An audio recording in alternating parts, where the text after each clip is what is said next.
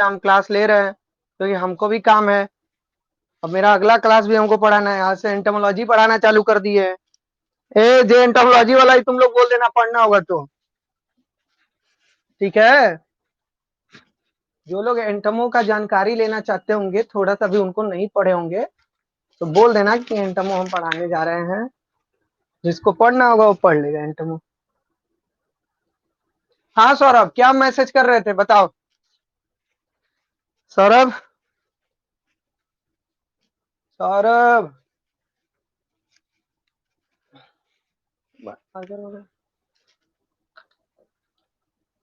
किसी को कुछ पूछना है?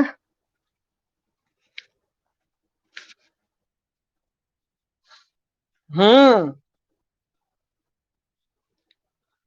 मतलब क्या होता है? हाँ, रोल और अनरोल्ड मतलब क्या, काहे ऐसा लिखा था ना। इवेल्युएशन का अर्थ क्यों ऐसा लिखा था, देखा तो क्या ही पता है ना कि इवेल्युएशन मैंने कहा होला। ये बताओ पहले, हिंदी मीनिंग। इवेल्युएशन मतलब होता है तुलना। क्या रिकॉर्डिंग पे लगाए हैं क्लास? इवेल्युएशन का मतलब होता है जी तुलना ना। और वही इवेल्युएशन से इवेल्युएश का अर्थ लिखा था। माइक बंद कर लो सौरभ। इवेल्युएशन से इवेल्युएशन से इवेल्युएश का अर्थ निकाला था रोल्ड या अनरोल्ड। कहने का मतलब ये है कि इवेल्युएशन का मतलब ही होता है तुलना, तुलना करना, गणना करना, तुलना या गणना करना। तो कब गणना कर सकते हैं? या तो किसी चीज को आप रोल्ड करिए या तो अनरोल्ड, या तो किसी चीज को फोल्ड करिए खूब, या तो किसी चीज को अनफोल्ड करिए। अगर वो फोल्ड है तो उसको अनफोल्ड कर दीजिए। यही बात है, रोल्ड अनरोल्ड का यही मतलब है, फोल्ड करना, मोड़ देना या फिर खोल देना। तो इसका मतलब क्या है? आप किसी की तुलना तभी कर सकते हैं जब उसको पूर्णतया आप दूसरों से अलग करेंगे। तो रोल्ड अनरोल्ड का मतलब यही होता है कि दूसरों के साथ उसके गुण को, या तो सब लोग वहां पे खुले खुले हैं, तो अगर आप घूमे हुए हैं तो आपको भी क्या कर दिया जाए, खोल दिया जाए। अब यही जो आपके बीच में संबंध बनेगा इसी को तुलना कहते हैं। या सब लोग खुले खुले हैं, आपको वहां पे रोल कर दिया जाए, अरे सॉरी, जो सब लोग रोल्ड हैं वहां पे आपको भी अनरोल्ड कर दिया जाए। तो कहने का मतलब बस इतने रहा हो कि रोल्ड अनरोल्ड का मतलब यही है कि आपको दूसरे से अलग कर देना। जब आपकी तुलना होगी तो आप दूसरे से अलग रहेंगे, इसलिए उसको रोल्ड या अनरोल्ड लिखा है। ठीक है सौरभ। हाँ,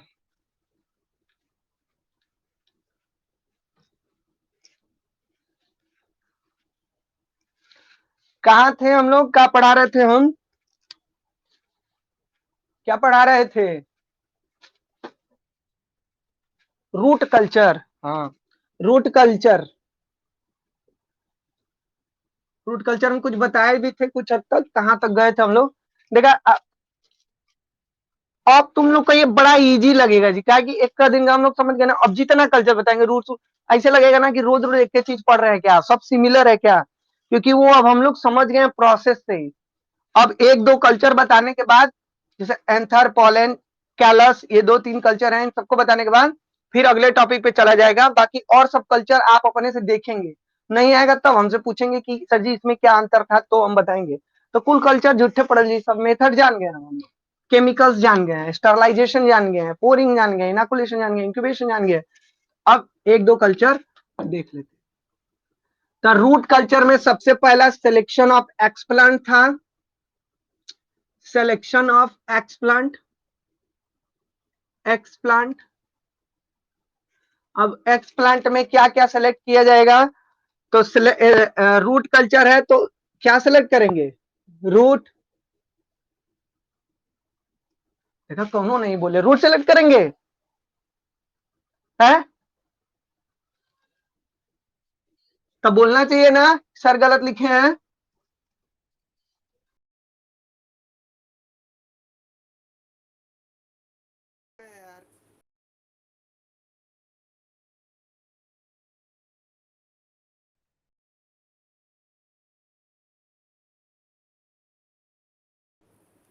अरे अब एक के रिकॉर्डिंग आज गए भूपेंद्र दुकान पे तो तुम्हारा वाला मोबाइल दे रहा था हमको, दुकान वाला। नहीं उना ले ली। नहीं, अरे हम रेडमी का लिए। हमको कैमरा अच्छा चाहिए था ना। हाँ, दो ठो ऑप्शन था मेरे पास। रेडमी का ये है फोन, कौन फोन वाला हो, रेडमी 9 पावर, और एक फोन था मेरे पास सैमसंग गैलेक्सी F12। दोनों का रेट सेम था 10,000, और सब कुछ फीचर भी सेम था। कैमरा जब देखे तो सैमसंग वाला ज्यादा बढ़िया था, लेकिन फिर बाद में एक लोग थे वहीं पे लगे, जैसे दुकान पे थी ना, कपड़ा की दुकान पे चाहे मोबाइल की दुकान पे, तो लेके ही आओगे फिक्स है। कम्युनिकेशन इतना अच्छा होता है उन लोग का, कहीं अरे ये नहीं एकदम अच्छा ये ले लीजिए, मतलब इतना टॉर्चर कर देते हैं ना कि तुम ले ही लोगे। तो सैमसंग वाला नहीं लेने दिए, कर ही ले ला, सैमसंग का खराब हो जाएगा, तब लास्ट में यही लेके आना पड़ा। देखो, सिलेक्शन ऑफ एक्सप्लांट, यूट्यूब बनाने वाले हैं, अब यूट्यूब बनेगा वीडियो। सिलेक्शन ऑफ एक्सप्लांट में हम लोग क्या सिलेक्ट करते हैं, रूट,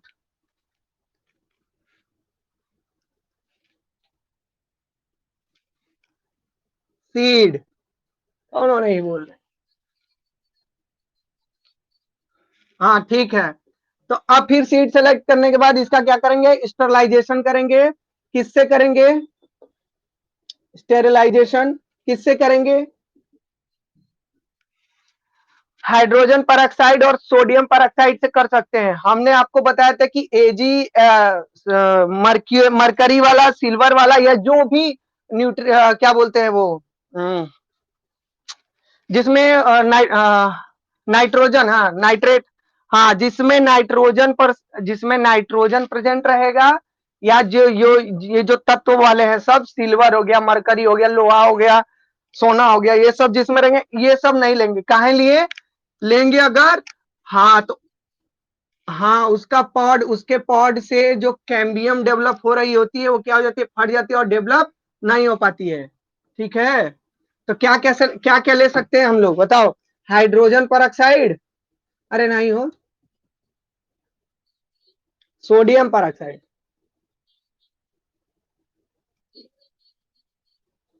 हाँ, एक मिनट रुको यार, एक मिनट रुको तो देख के आ रहा है, हम भूल गए, एक मिनट रुक जाओ। हाँ, NaOCl2 हम लोग ले सकते हैं, ठीक है, NaOCl2 ही लेंगे। रूट वाले में, रूट कल्चर में NaOCl2 ही हम लोग सेलेक्ट करेंगे स्टरलाइजेशन के लिए। उसके बाद सिलेक्शन ऑफ इक्विपमेंट्स या ग्लासवेयर, बड़ा गर्मी हो रहा है, इक्विपमेंट या ग्लासवेयर, सिलेक्शन ऑफ इक्विपमेंट्स या ग्लासवेयर जब लेंगे तो इसमें हम लोग क्या सेलेक्ट करें, क्या नहीं सेलेक्ट करेंगे, जितने मेटल्स होते हैं उनको सेलेक्ट नहीं करेंगे। हम लोग किसका सिलेक्शन करते हैं, फाइबर का सिलेक्शन कर सकते हैं, और या फिर जो किसके बने होते हैं, ग्लास के बने होते हैं, उनको सेलेक्ट कर सकते हैं। अब बताओ, कैंचिया तो आयरन की बनी होती है, कैंची तो आयरन की बनी होती है, तो का सेलेक्ट कर रहे हैं। हाँ मान लो स्टेनलेस स्टील की कैंची सेलेक्ट करेंगे, और उसका एक और रीजन है कि ये जो कटिंग वटिंग वाले जो यंत्र हैं इनका उसमें तो कल्चर में तो ज्यादा यूज होता नहीं है। अब जो बर्तन होगा वो हमको मेनली नहीं लेना है, ठीक, क्या कि बर्तन में ज्यादा दिन तक रहेगा तो घुल जाएगा सब।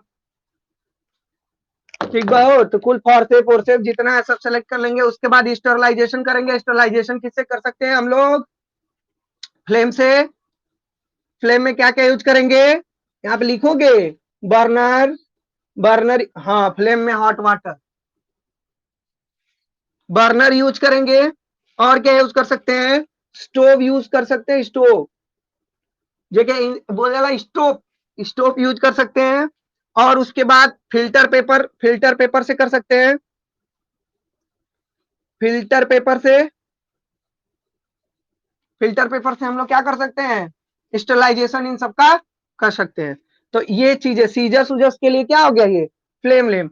और उसके बाद जो पॉट थे, सब बर्तन थे कांच वांच वाले, वो किससे होंगे? अल्कोहल भी ले सकते हैं। अल्कोहल की मात्रा कितनी होनी चाहिए? 70%। तो ये सब कंसंट्रेशन से हम लोग ये सब क्या कर सकते हैं, इन सबको स्टरलाइजेशन में जितना लिखवाए थे ना, सब अपना सकते हैं मेथड, क्योंकि इसमें थोड़ी कुछ चेंज हो रहा है, चेंज तो एक्सप्लांट हो रहा था। इसके बाद अगला हम लोग का स्टेप है, याद कर लेना किसमें क्या अंतर है। Preparation of culture medium, preparation of culture medium, preparation of culture. बस ज्योति अभी शुरू किए थे भाई, जहां पे उस दिन वहां पढ़ा के छोड़े थे वहीं भी पहुंचे हैं, अभी बस भुलवा रहे थे, फिर से वही पढ़ा रहे थे। प्रिपरेशन ऑफ कल्चर मीडियम पे पहुंचे हैं। अब रूट कल्चर के लिए किस चीज का हम लोग प्रिपरेशन कर सकते हैं भूपेंद्र? मीडियम किस चीज का बना सकते हैं? गया क्या? अरे कहें, अरे देखा, कोनो भी प्रकार का न्यूट्रिएंट सेलेक्ट करेंगे हम लोग, क्या न्यूट्रिएंट, और न्यूट्रिएंट वाला हम लोग क्या बनाएंगे? मीडियम। बाकी केमिकल वाला भी बना सकते हैं, जितना भी सब बना सकते हैं, जितना बताएं।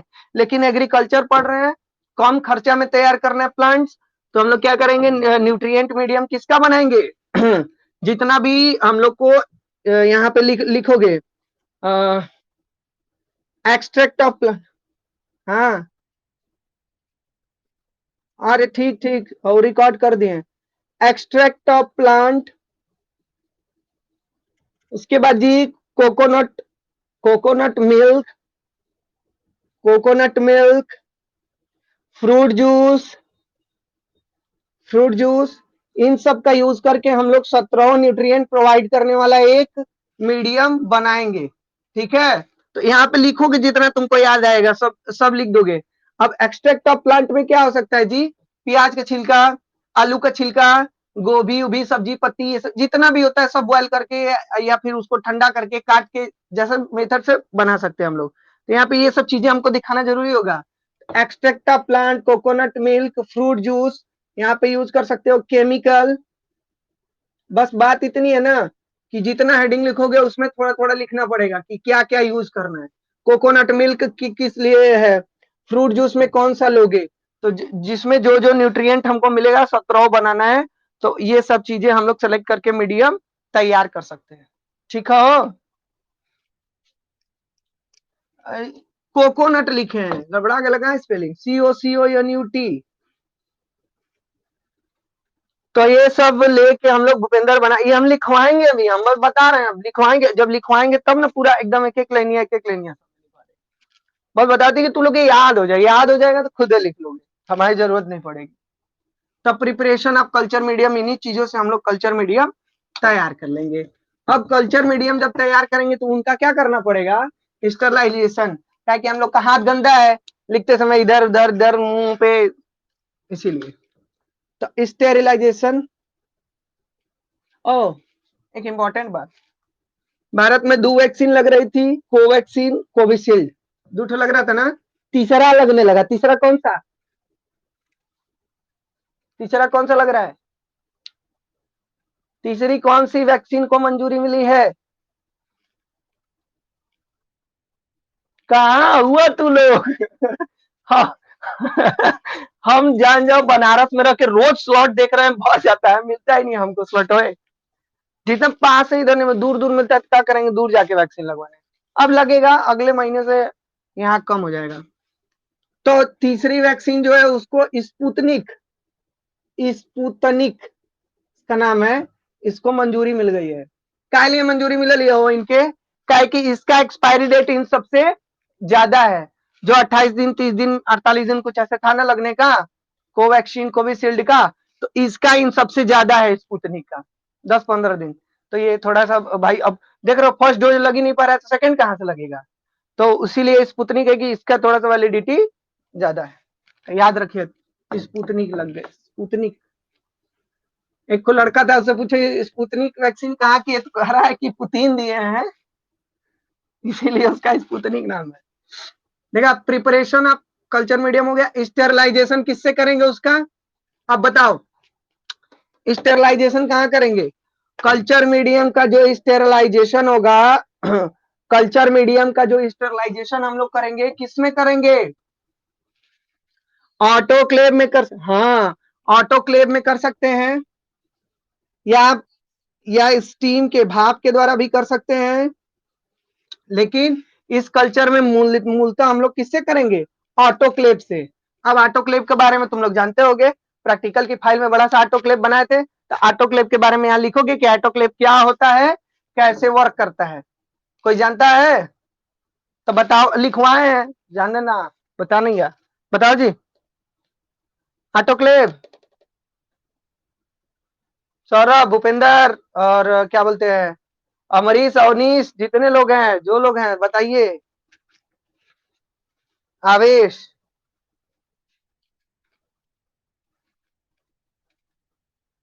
हाँ हाँ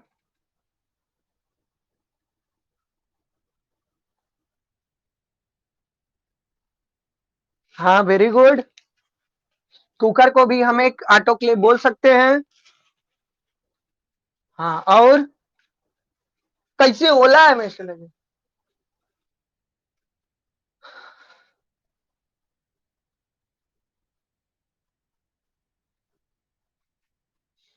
हाँ, एक एक टेम्परेचर निर्धारित किया जाता है कि भाई जो जो भी मीडियम आप रख रहे हैं, जो चीज रख रहे हैं, तो उसको कितने टेम्परेचर पे आपको स्टेरलाइज्ड करना है। वो टेम्परेचर आप क्या करते हैं, ऐसे ऐसे बढ़ा देते हैं, और यहाँ पे वो लगा रहता है घड़ी, और उस पे वो प्रेशर दिखाता रहता है ना। ठीक, वेरी गुड। तो इसमें हम लोग रख देते हैं ऑटोक्लेव, ऐसे ऐसे ही होता है ना जी, ऐसा ही कुछ होता है। और यहीं पे, अरे तो कई प्रकार का होता है जी। हॉट एयर ओवन है ना, तो इसी में रख देते हैं। यहाँ घड़ी उड़ी लगी रहती है, ऐसे घड़ी लगी रहती है, यहाँ वो लगा रहता है ऐंठने वाला, घुमाने वाला। सुनो तो इसी में हम लोग इसका क्या कर लेते हैं, स्टरलाइजेशन करते हैं। अब बात आएगी सर जी, तो हम लोग जान गए, लेकिन पहले ही से मेथड में हम जान गए हैं। कितने डिग्री सेल्सियस पे करते हैं? तो 25 डिग्री सेल्सियस पे करते हैं। रूट कल्चर में स्टरलाइजेशन जो है हम लोग मीडियम कल्चर का कितने में करते हैं? 25 डिग्री सेल्सियस पे करते हैं। ठीक है, हाँ ठीक। अब स्टरलाइजेशन करने के बाद हम लोग अपने जो प्रैक्टिस है उसको कहाँ ले जाते हैं? इंक्यूबेशन के लिए। इंक्यूबेशन के लिए, तो जब इंक्यूबेशन के लिए ले जाते हैं हम लोग, इंक्यूबेशन के लिए ले जाते हैं, तो इंक्यूबेशन कितने दिन के लिए किया जाता है? 7 दिन के लिए। रूट कल्चर का इंक्यूबेशन 7 डेज के लिए होता है। और at the absence of light ना, तो लाइट वहां पे नहीं होनी चाहिए, अंधेरे में इसका हम लोग इंक्यूबेशन करते हैं 7 दिन के लिए। लाइट वहां पे नहीं होनी चाहिए, कहीं बतेले रही ना कल परसों, उस दिन जिस दिन कहा कि फोटोसिंथेसिस होने लगेगा, तो प्रोसेस कंप्लीट नहीं हो पाएगा। अब 7 दिन के लिए जब उसको हम लोग रख देते हैं, तो जैसे मान ला ये भी करवा था, और यही हमारा रूट इसमें रखे थे, ये मीडियम है, या सीड रखे थे। ये जो सीड था, ये 7 दिन में सीड क्या हो जाता है, ऐसे फट के, और इसमें से क्या निकल जाते हैं? राइजोम्स, जड़ें निकल जाती हैं, ऐसे जड़ें निकल जाती हैं। जब ये इसपे से ये, सॉरी, एक मिनट, गलती हो गई, आप लोग भी नहीं टोके। कहाँ गया जी, हाँ हाँ, जड़ें ही निकलती है, जड़ें। तो सीड से जड़ें, सही बात है, जड़ें ही निकलती हैं। तो सीड से जब जड़ें निकल जाती हैं, तो 7 दिन बाद, देखो हम चाहते ना तो इसको 14 दिन भी रख सकते थे, लेकिन 7 दिन में ये मीडियम कल्चर जो था हमारा वो खराब हो जाएगा। और उसके बाद हम एक अगला मीडियम तैयार करेंगे, और 7 दिन बाद फिर इसको निकाल के इस एक्सप्लांट को उसमें डाल देंगे। और जब उसमें डालेंगे, तो फिर इसकी इसकी जड़ों से तने भी निकलने लगेंगे, और पत्तियां भी निकलने लगेंगी, और इसका डेवलपमेंट ज्यादा हो जाएगा। मतलब कहने का मतलब है कि इंक्यूबेशन में 7 दिन रखने के बाद अगेन उसका हम लोग कल्चर चेंज करते हैं, चेंजिंग ऑफ कल्चर। और कल्चर चेंज करने के बाद फिर से उसको हम लोग किसमें रखते हैं? इंक्यूबेशन पीरियड में। क्यों? क्योंकि यहाँ पे निकली थी जड़ें और यहाँ पे अब पौधे का पूरा स्वरूप निकलने लगता है। जड़ों के साथ साथ उस पर थोड़ी थोड़ी पत्तियां या थोड़े थोड़े तने भी निकलने लगते हैं। फिर और ये जो ये पोर्शन मिलता है जैसे 7 दिन ये incubation, then again culture change करने के बाद जो 7 दिन इंक्यूबेशन होता है, इसको हम लोग बोलते हैं sector Ernakulam. Sector inoculum, sector inoculum. देखो 7 दिन का इंक्यूबेशन करने के बाद हम लोग कल्चर मीडियम अगेन चेंज करके फिर से इंक्यूबेशन में रखते हैं, सेम टेम्परेचर सेम डेज के लिए। क्यों? तो किस चीज के लिए रखते हैं हम लोग? सेक्टर एनाकुलम को प्राप्त करने के लिए रखते हैं। तो रूट की हर एक यूनिट को हम लोग सेक्टर एनाकुलम कहते हैं। ठीक, काहे लिए सेक्टर एनाकुलम तैयार करना चाहते हैं? इसी से काम नहीं हो गया होता तो बस इसीलिए भैया कि इसके जर्मिनेट होने में थोड़ा सी संभावना कम होती है, खतरा ज्यादा रहता है कि ना भी जर्मिनेट करे, क्योंकि ये भी बहुत नॉर्मल नॉर्मल जड़ें निकली रहती है। जैसे चना है ना, चना जब रख देते हैं हम लोग काटन के पेपर में, उसको भिगाने के बाद फिर वो काटन के पेपर में जब रख, काटन के उसमें रुई के कपड़े में रख देते हैं, कॉटन के कपड़े में, सूती कपड़े में, तो जब रख देते हैं तो कुछ दिन बाद वो अंकुरित हो जाता है। लेकिन आप देखते होंगे कि अंकुरित चना जब लोग खाते हैं, वो अंकुरित चना अगर फेंकोगे तो वो प्लांट का रूप नहीं ले सकता। अगर नमी सही मिली, टेम्परेचर सही मिली तो ले भी लेता है, लेकिन हर वो अंकुरित चना आपका जर्मिनेट नहीं हो सकता है। क्यों? क्योंकि उसमें जो जड़ें निकली होती है वो सेक्टर एनाकुलम तैयार नहीं करती। सेक्टर एनाकुलम का मतलब क्या? जड़ की जो जो भी वो तैयार हुआ रहता है उसमें सब में एक एक प्लांट ग्रो कराने की क्षमता होती है। इन्हीं हर एक यूनिट को ही हम लोग सेक्टर एनाकुलम बोलते हैं और इनमें संभावना रहती है कि प्लांट ग्रो हो जाएगा। इसीलिए 7 दिन के लिए हम लोग क्या करते हैं, फिर अब अंकुरित चना था, अंकुरित चने को फिर से उसी प्रोसेस पे सेम टेम्परेचर पे फिर से वैसे ही कपड़े में रख देंगे, तब उसमें से पत्ती उत्ती निकलना प्रारंभ हो जाता है। तो बस कुल मिला के 7 डेज के बाद इंक्यूबेशन के बाद हम लोग कल्चर मीडियम बदल के फिर से इंक्यूबेशन करते हैं। क्यों? केवल और केवल किसको प्राप्त करने के लिए? सेक्टर एनाकुलम को। सेक्टर एनाकुलम क्या है? A unit of root by which single plant originated. मतलब रूट वह हर एक भाग जिसके द्वारा एक एक प्लांट ओरिजिनेट हो सकता है, वो सब क्या कहलाता है? सेक्टर एनाकुलम। ठीक है भैया। ओकरे बाद देखा, अब इस सेक्टर एनाकुलम को लेने के बाद हम लोग यूज करते हैं सीजर्स का। सीजर्स का, कैंची यूज करते हैं, केवल और केवल सीजर्स का यूज करेंगे और किसी चीज का नहीं। क्या देखा? सीजर्स, सीजर्स की SESSIORS होता है ना जी, सीजर। हाँ, सीजर का यूज करेंगे, कैंची का। तो कैंची के द्वारा आसानी से किसी भी चीज को माइनर से माइनर काटा जा सकता है कैंची से। तो फिर अब ये रूट हमको मिला था, अरे सॉरी, सेक्टर एनाकुलम इसमें तैयार है।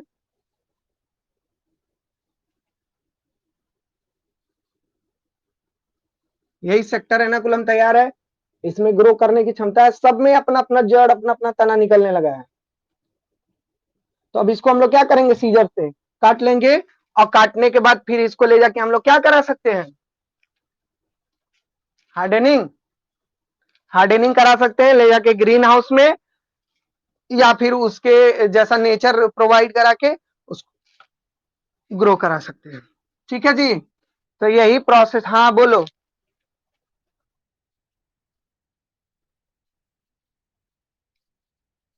अरे तो ग्रीन हाउस का मतलब हम यही बताए थे कि व्हाइट हाउस, ग्रीन हाउस, चाहे कोई भी, उसको ऐसे फेवरेबल कंडीशन में ले जाएंगे जहां पे वो जर्मिनेट हो सके, यही तो बताए थे। कहा कि जो प्लांट्स हम लोग लैब में बना रहे हैं, लैब में तैयार कर रहे हैं, ज्यादातर संभावना होती है कि उसको अगर जमीन में ले जाके लगाएंगे तो नहीं ग्रो करता है। तो वो टेम्परेचर, वो मीडियम उसका बनाते हैं हम लोग, चाहे वो ग्रीन हाउस हो, चाहे येलो हाउस हो, चाहे व्हाइट हाउस हो, चाहे जो भी हाउस हो, बस उस जगह पे ले जाके रखते हैं, उस जगह पे ले जाके ग्रो कराते हैं जहां पे उसके लिए फेवरेबल कंडीशन मिले। अब समझ में आई बात? बोलो जी। हाँ, तो यही बात थी। हाँ, तो ये अब यहाँ यही हो गया हम लोग का रूट का हो। अरे सीजर्स के बाद एक एक काट देगा। कटले के बाद हार्डनिंग का प्रोसेस किया जाए। हार्डनिंग का होला सौरभ? सौरभ हार्डनिंग का होता है? ले मार लगा वही है तो कि हार्डनिंग का मतलब लिखवा चुके हैं भैया, तू क्लास किए नहीं है ना किसी से नोट्स मांगे। हार्डनिंग में लिखा है कि प्लांट्स को लेबोरेटरी से निकाल के ग्रो कराने के मेथड को ही हम लोग क्या बोलते हैं? हार्डनिंग। ठीक है सौरभ? और ये प्रोसेस कैले से कौनो फायदा ना हो जब तक हम लोग का हार्डनिंग सक्सेस ना हो। कुल बनाएंगे क्या फायदा जब लगा ही ना पाए। ठीक, हार्डनिंग कर देंगे, उसके बाद ये हमारा रूट कल्चर तैयार हो गया। अब आती है बात कि केवल और केवल सजी खाली पौधे बनाने के लिए कल्चर करते हैं कि और कोई रीजन था जिसके लिए कल्चर करते हैं? तो इस पे भी चर्चा हो चुका है। क्या रीजन था? तो रीजन यही था भैया कि ये जब हम लोग प्रैक्टिस करेंगे ना तो हम लोग को पता चलेगा कि रूट के डेवलपमेंट में किस न्यूट्रिएंट का रोल होता है। रूट के डेवलपमेंट में किस न्यूट्रिएंट का रोल होता है। मान लो जब हम मीडियम तैयार कर रहे थे, हमारे मीडियम में ग्रो नहीं हो रहा था, तो हम देखेंगे कि भाई काहे नहीं ग्रो हो रहा था। अलग अलग न्यूट्रिएंट पे परीक्षण करेंगे कि किसकी मात्रा बढ़ी, किसकी मात्रा कम हुई जड़ में। तो उससे हमको पता चलेगा कि न्यूट्रिएंट किस में कौन सा यूज हो रहा है, क्या होता है कि जड़ों में। तो हम लोग क्या कर सकते हैं, एक काम कि हम लोग को जब पता चल जाएगा कि हमारा प्लांट ग्रो नहीं कर रहा है मेरे जड़ की वजह से, तो प्रोसेस करेंगे, जड़ वाला कल्चर करेंगे, और जड़ वाला कल्चर करके देखेंगे कि कहीं प्लांटवा नहीं बढ़ रहा था, तो फिर वहीं से उसके सीड में वो चीज हम लोग डीएनए मार्कर्स और जो आगे वो पढ़ाए थे कैल्चिसिन सॉल्यूशन, फिर वहीं से वो चीज एंटर करा देंगे, और भविष्य में उस पौधे के जड़ में उस चीज की कमी नहीं रहेगी, और इससे जो जितना भी प्लांट बना रहेगा सब ग्रो करेगा। पहला तो ये हो गया। और दूसरा, दूसरा क्या फायदा होता है? दूसरा ये फायदा होता है कि हम ये जान पाते हैं कि जड़ कितने दिन में निकल रहा है।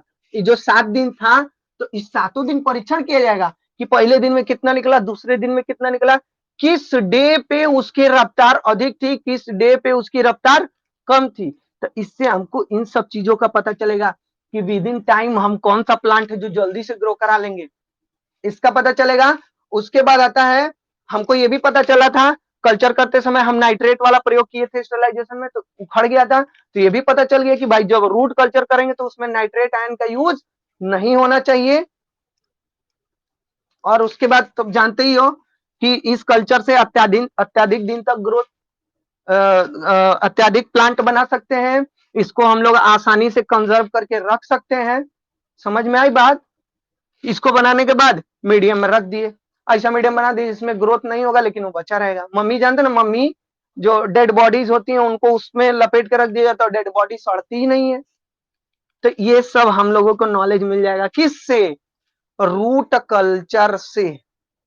और कोई दिक्कत बताइए? हाँ, और दूसरी बात, अरे देखा देखा एक ही बुला ली, जो दलहनी फसलें होती हैं, दलहनी फसलें, लेग्यूमिनस क्रॉप्स, आपको पता है ना कि लेग्यूमिनस क्रॉप के जड़ों में क्या बनता है? नोड नोड्यूस, हाँ हो, कुल कुलने मनी राइजोबियम कहाँ पाए जाते हैं? इसे दलहनी के जड़ में पाए जाते हैं ना। तो हम लोग ये भी जान जाएंगे भूपेंद्र उस टाइम पे कि उस टाइम पे ये भी जान जाएंगे कि ये जो गांठें बनती हैं, ये जो गांठें बन रही हैं, इसमें कितना राइजोबियम की मात्रा उत्पन्न हो रही है, कब उत्पन्न होती है, कैसे वर्क करता है। समझ में आई बात? और यहाँ पे कौन सा नाइट्रेट आयन डाल देंगे तो क्या ये राइजोबियम वाले जो गांठे हैं वो नहीं बनेंगी? तो इसीलिए नाइट्रेट का ये भी यूज नहीं प्रयोग किया जाता है। तो ये सब हम जान जाएंगे कि कब इसकी गांठों में राइजोबियम डेवलप करता है। समझ में आई बात? नहीं तो हम चाहेंगे तो एक ऐसा प्लांट ग्रो करा लेंगे जिसके जड़ में इतनी क्षमता बना देंगे कि वो ढेर सारा राइजोबियम तैयार कर सके। तो देखो कितना अच्छी चीज है ये सब, कि अगर पढ़ा जाता, अगर ये भगवान की दया से, भगवान का आशीर्वाद रहा होता, कहीं यूनिवर्सिटी में हम लोग हुए होते, बड़े बढ़िया यूनिवर्सिटी में, तो हाईकुल जो हम लोग अभी खाली इसे मान के समझ रहे हैं बतिया, ये सब देखते हैं अपनी आंखों से, और क्या मजा आता है यार इसका। हम जब पढ़ते हैं तो तुम लोग को पढ़ाने के लिए जब पढ़ते हैं ना, तो इसका अनुभव करते हैं, बड़ा मजा आता है। चाहे यूट्यूब पे ऐसे सब वीडियोस भी पड़े हैं, बहुत लोग वीडियोस डाले रहते हैं, देखते हैं तो ऐसा फील होता है कि साला ये जो बैठा है इसके जगह पर अगर हम बैठे होते तो और बढ़िया ग्रो कराते। इसको नॉलेज नहीं है। ऐसा फील होता है उस टाइम पे। अब तुम ही लोग को नहीं फील हो रहा होगा कि लैब में एक बार भेज दीजिए ये सब कर देंगे, भले बर्नर बार देंगे पूरा जल जल लैब है। तो ये सब बड़ा मजेदार चीज है। तो याद हो गया, ये 5 नंबर में आएगा, याद हो गया कि नहीं? ये तो एक तरीका है हम लोग का ये चार्ट वाला। और एक तरीका है इसको बनाने का। और तरीका क्या है, चार्ट बनाने के बाद ये आप लोग बना ही दीजिएगा, क्योंकि आप लोग को पता है फिगर में हम थोड़ा सा। तो सबसे पहले हम लोग क्या लेंगे, एक्स प्लांट। तो यहाँ पे मान लो एक सीड बना देना, सीड, इसको लिख देना सीड। मान लो ये सीड हो गया। सीड बनाने के बाद अब यहाँ स्टरलाइजेशन ये सब ना लिखे क्या। सीड बनाने के बाद सीड को क्या करेंगे हम लोग, ऐसे एक बीकर बना लेना और इसको लिख देना कल्चर मीडियम। कल्चर मीडियम दिखा देंगे और इसके बाद एक और एरो बनाएंगे आगे। तो फिर यहाँ पे वो लिख देंगे, क्या बोलते हैं, इनोकुलेशन, अरे क्या बोलते हैं, पोरिंग, पोरिंग एंड इनोकुलेशन। यहाँ पे क्या कर दोगे, ऐसे बीकर ही बनाओगे, ऐसे बना के यहाँ पे सीड दिखा दोगे, सी एक्स प्लांट, मतलब सॉरी सीड नहीं लिखोगे, लिखोगे एक्स प्लांट, एक्स प्लांट। और इसको दिखा दोगे कल्चर मीडियम, कल्चर मीडियम। उसके बाद यहाँ पे एक ऐसे छोटा सा वो बनाओगे, क्या बोलते हैं, इंक्यूबेटर, वो जी ऑटोक्लेव बना के, और इसमें इस बीकर को रख दोगे और यहाँ पे प्रोसेस का नाम लिख दोगे इंक्यूबेशन। और ये क्या बोलते हैं, 7 डेज ऐसे लिख दोगे, 25 डिग्री सेल्सियस ऐसे लिख दोगे। अब रूट वाले में यहाँ पे ऐसे लिख दोगे, ऐसे बना के फॉर्मेशन ऑफ, यहाँ पे लिखोगे फॉर्मेशन ऑफ, क्या बोले थे जी इसका नाम हम भूल गए, ये क्या है,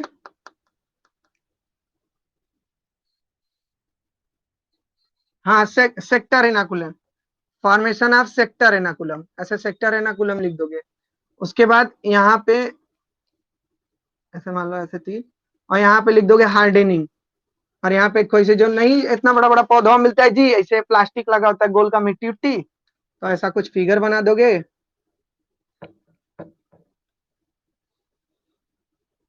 ऐसा कुछ फिगर बना दोगे इसमें।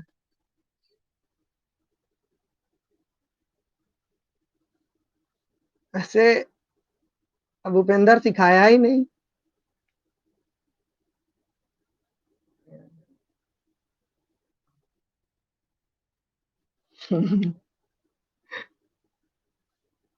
ये हो गया, ऐसे दिखा देंगे। तो ये भी क्या हो गया आपका फ्रूट कल्चर। जब समझ ना रही पेपर में तो झटका में ये वाला भी बना देंगे।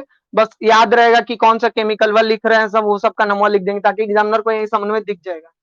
और नहीं तो चार्ट बना के वैसे लिखेंगे तो भी ठीक है। ठीक जी, सही है ना, ऐसे ही बना लेंगे। और उसके बाद अगर ये भी नहीं आ रहा है तो अपना हम लोग का चार्ट वाला है ये है। बाकी लिखने के लिए अब इसको आप लोग लिखेंगे आज, लिख के भेजेंगे ग्रुप में, हम देखें कैसे लिख रहे हैं आप लोग। सबसे पहले आप लोग यही चार्ट बनाएंगे। चार्ट बनाने के बाद लिखेंगे कि मतलब पहला प्रोसेस क्या है। जैसे पहला प्रोसेस है सिलेक्शन ऑफ एक्स प्लांट, तो अब सीड, ये रूट कल्चर है, तो यहाँ लिखोगे एक्स प्लांट में हम लोग रूट सेलेक्ट करते हैं। जो हिंदी जानता है, जो इंग्लिश जानता है हिंदी, जो मन करेगा वो लिख लेगा। फिर स्टेरलाइजेशन ऑफ एक्स प्लांट, तो कितने पे किया, कैसे किया, फिर ऐसे पूरा लिखना है। ठीक, तो ये आप लोग आज हमको लिख के भेजेंगे। हमको जाना है कहीं पे, हम भूपेंद्र से बताए हैं, बस बोले थे इसलिए क्लास ले लिए। बाकी क्लास क्या बताई दी, एक लेक्चर तो वही है। अब देखा, रूट कल्चर हो गया, सेम टू सेम ऐसे ही आपका वो क्या बोलते हैं, तना वाला स्टेम कल्चर, शूट कल्चर होगा। और उसके बाद लीफ कल्चर भी सेम होगा। आप इसको कॉपी से पढ़ेंगे, शूट और लीफ, और उसमें देखेंगे कि क्या अंतर था, उसमें कौन सा वाला वो सेलेक्ट किया गया था, इसमें कौन सा वाला सेलेक्ट। अगर मान लो ना आई तो कोई दिक्कत ना, हम बताएंगे, फिर हम वो भी बताएंगे सब। ऐसे क्या हो जाएगा, समझ में आ रहा है कितना बताना पड़ेगा। ये देखो, रूट हो गया, शूट हो जाएगा, लीव्स हो जाएगा, एंथर हो जाएगा, एंथर हो जाएगा, ओव्यूल हो जाएगा, समझ रहे हो, सब अलग अलग बहुत ढेर सारा हो जाएगा सब कल्चर तक। हाँ तो ई पहले आई वाला रूट कल्चर करके आप लोग हमको भेजिए। बाकी अब क्लास का टाइम तुम लोग बताओ कब पढ़ना है और हमसे पढ़ना है कि नहीं ये बता दो।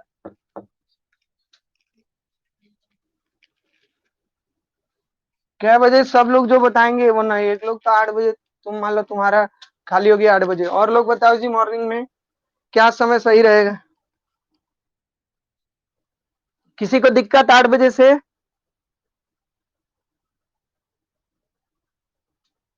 अब मनीषा है कि नहीं? मनीषा, मनीषा क्लास कर रही है? फ्री फायर खेले में दिक्कत 8 बजे से? नहीं ना? तो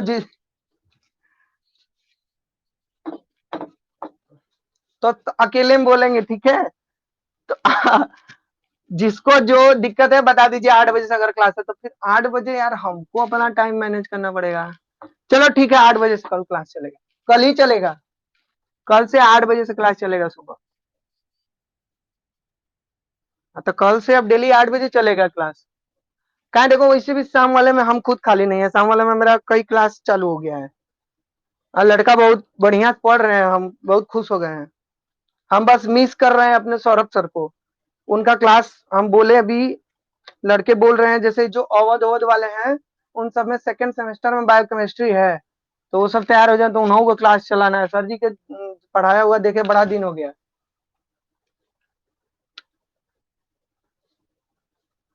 ठीक है, बाकी किसी को कोई दिक्कत है तो पूछ लो, नहीं तो हम जाएं। हाँ वो जाती है, मैं जाए के अब बतैली है ना तो के कहाँ जाए के। हाँ। तेरे दिमाग में जहाँ चला था वहां ना जाए के।